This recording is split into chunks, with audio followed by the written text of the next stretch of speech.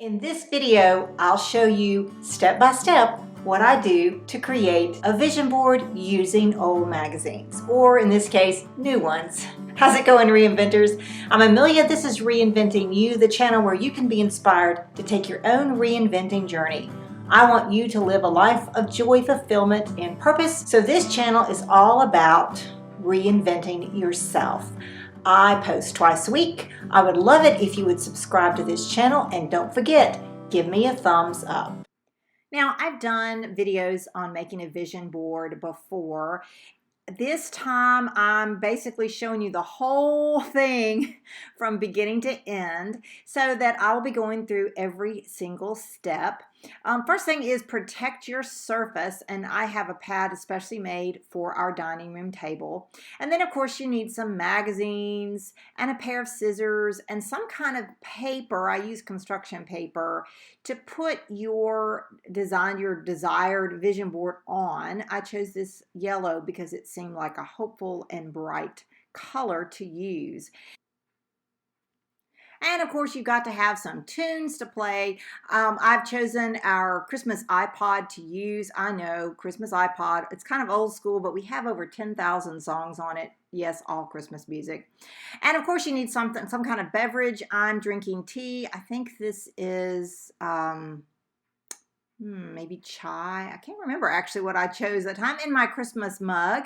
And I realize this is out of sequence, so later on you'll see my mug with some tea in it, but that's okay. I wanted to show everybody this from beginning to end, just so that you get an idea of what it takes to make a vision board. And last year, and you'll see up in the corner a couple of links where you can see where I've given instructions on how to make a vision board online, on your PC, on your phone, all of those ways. But there's something about doing a vision board old school, like using magazines and picking the pictures. There's something more, I don't know, less constructed with it and more freeing and things that come to mind. Now, I had to use new magazines for this project. I had not saved any old magazines from this year. So I went to the Books A Million, surprised to find out that their magazine collection or selection was half what it used to be. And then I started finding magazines, which are so darn expensive. And not until after I'd started cutting up this Oprah magazine, I realized it was the very last one that she published. So anyway, so I have some pictures of the last O magazine. But I really enjoy doing this because there's something very calming about it. And what you do is you go through the magazine and you just pick pictures and words that speak to you. There's no like rhyme or reason. I did not sit down and say, I want to pick all pictures that have to do with hope or whatever. Just whatever resonated with me at the time. And then, of course, you see me going back and taking those things that I pulled and clipping them. And of course, I had some pets with me, a cat and a dog, to help me on my way. And after going through, and hi, there I am. After going through and picking the pictures and figuring out what I wanted to use and clipping them, then it was time to place them on the paper. And what I do, first of all, is I just start putting them down and playing with them and figuring out what works and what looks good and what would, kind of work together. And knowing that even in the placing of them, and as I place them and I retry, and I might have a picture that like, oh wow, I really like that, and I think this was one of them. I had to cut it down and cut it down and cut it down, but I still have a bit of it and a piece of it that still resonates with me. If you can tell, right now we are remodeling our lake house, so there's a lot of thought that I had, I guess, that's kind of resonated with me. One reason I did pick a magazine, of course, I guess this is sort of too planned, but I did pick a magazine that was about remodeling. So of course that's what a lot of the pictures were, but I also knew that was big part of the year. And I don't think there's anything wrong with that. I mean, if you happen to have magazines on hand and you can just use what you have, that's great. But if you have to go out and purchase magazines, I think it's fine to pick ones that already have something to do that you know that's going to happen in the new year. Maybe it's, home organization. Maybe it's getting married. Maybe it's starting a new business, or getting healthy, joining a gym, all of those kinds of things. You're going to pick magazines that already resonate with you, and then you're going to pick pictures out of those magazines that continue to resonate with you. Now, I like to pick some pictures and words, and of course I'm really big on words. I use words in writing and of course in video making, and so that's just really important. And I always have to find at least one picture or one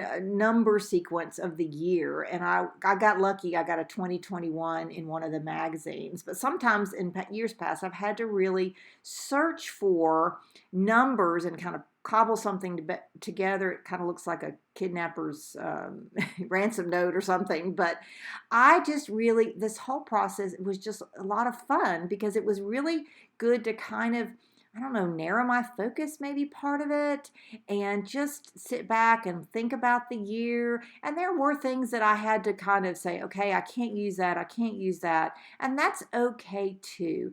And the next thing that I do once I've, picked my pictures and, this is how I want it to go, is do a little bit of trimming, make sure that's where I want everything. And then I take a picture of it, because I can take things off and then I'm like, okay, wait, where is this going? And then I can refer back to it as I'm putting things down. Now, I use tape to, put everything down on the piece of paper. I have used glue. I've had used a glue stick in the past. One year, I don't think I used anything. I just took the picture and didn't save it at all. But this year I did save it. And this really, just using tape and using just the basics is actually kind of good, because you can move things around if you need to, and it doesn't have to be perfect. And that's really important. When you're making a vision board, it does not have to be perfect. This is not something that you are going to use in a presentation, unless you're doing a video like I am. Here you see me having to look back and figure out where I was, where was I going to put all this stuff? And it's something for you. Now, I do have a friend, and I have to give a shout out to my friend Catherine Barr. I have a link below in the comments of her website. And one of the things that I learned from her was that it's simply about something for you. Now, what she usually does in her vision boards, she actually has cards, like postcards made out of them, where she can mail people during the year. And it also reminds her, I guess, of her own goals and her own ideas for the year. I know other people use vision boards as actually a way of manifesting what they want to happen in the year. And that's not a belief of mine. I'm certainly aware of, putting things out into the universe, and, how you use your words and what you say and what you believe.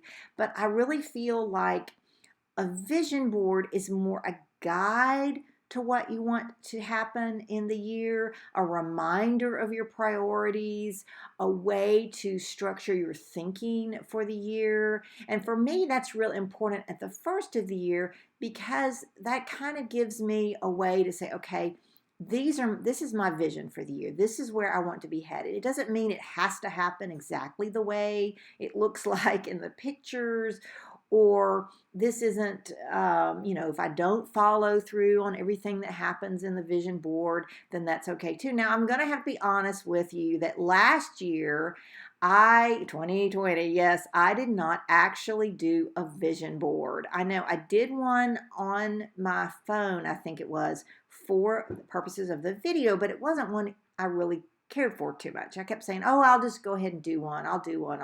Well, that never happened. And so you can believe this year I was determined to have a vision board, and one that I really liked and could really help me. And I think 2 years ago I made one, and I had it up on a board above my computer for a long time, and I'll probably do this with this one as well. And I may take a trick out of my friend Catherine's ideas and maybe create postcards or some kind of cards out of it. I haven't decided. It's not something you can't really use. You can't make money off of these pictures, of course, because they're not yours. They come from a magazine. Somebody else has published. There's copyright.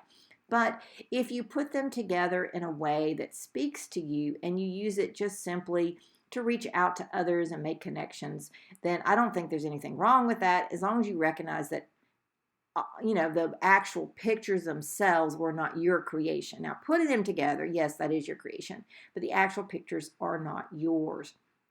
And really looking at my vision board now and kind of going back and studying, I realized that, yes, the fact that we're moving into our house that we're going to retire to, my husband is retiring this summer, that is a huge thing. And right now, our house is just down to the bare bones, and it's really hard to go into it. It's kind of not depressing is not the word, but it's kind of it shakes you up because you have an image in you have an image in your head of what your house is supposed to look like, and then right now ours does not. It is, we've moved the stairway and we've opened up the great room, and you walk in, it just is not. Not only is it not the right configuration, and you'll hear my clock in the background, but it's not the right configuration, but it's also, there's nothing there. Everything's in storage. So when you look at it, when you go there, it's a downer, really. I mean, I know there's hope and there's promise of what's going to happen, but actually going there, even if we're just there for a few minutes or an hour or so, is just kind of disheartening, I guess is the word I want. So using this vision board is actually a helpful exercise for me, because I see the progress, and it reminds me of good things that are happening there, and that is going to look great. It also reminds me it's not just the inside of the house, it's also the outside. I can't wait to be gardening, and I really want to work more on my composting, and just being present there is going to be a huge deal for me. Now, I think somewhere on this, I'm trying to think, I have the words online, and so I also wanted to make sure in the vision board, that I really kind of pointed toward my video making, that creating these videos and inspiring you was really important for me as a person, as a creator. That's part of my reinventing process. I feel like I reinvented myself as a YouTube creator, and it has been a process. I'm really right now taking some stock into some improvements that I need to make in my video making and my habits that I have when I'm creating videos.